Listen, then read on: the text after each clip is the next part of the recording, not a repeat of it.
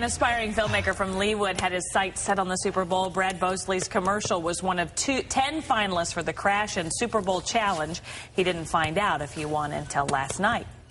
All right, Brad Bosley is from Leawood, and he spent his Sunday night watching the Super Bowl, I'm sure, keeping a very close eye on it. Thank you so much for joining us live on our show. We want to say I love that commercial. A lot of people down here really enjoyed it, but most importantly, the inspiration. Where'd you get it? Where'd you get your inspiration for this commercial?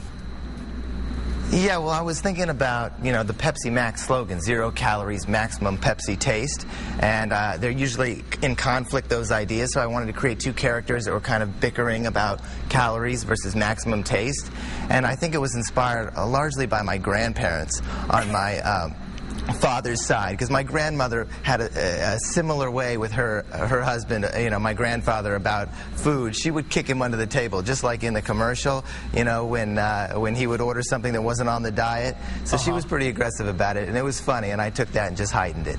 So you found out last night, I think, live during the Super Bowl, if what you were telling us last week all kind of panned out.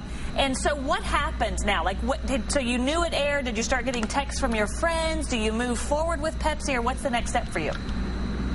Yeah, well, what Pepsi did in the suite that we were in is they took away our phones so that we wouldn't be getting inundated with texts and calls, because I got them later that night and a lot of great support. But they really wanted us to enjoy the experience of seeing it on the big, on the screen, and the camaraderie from all the other finalists, and it was a really great night, this whole celebration.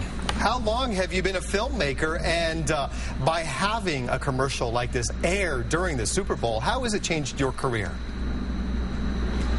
Well, I've been a filmmaker, or aspiring filmmaker, since I was 12. Yeah, my little brother was an actor.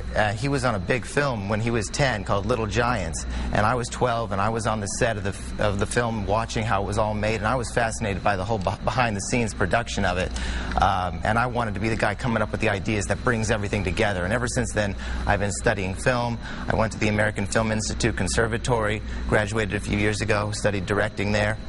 And I've been pursuing a career in directing ever since. This is a highlight for sure. Thank you very much.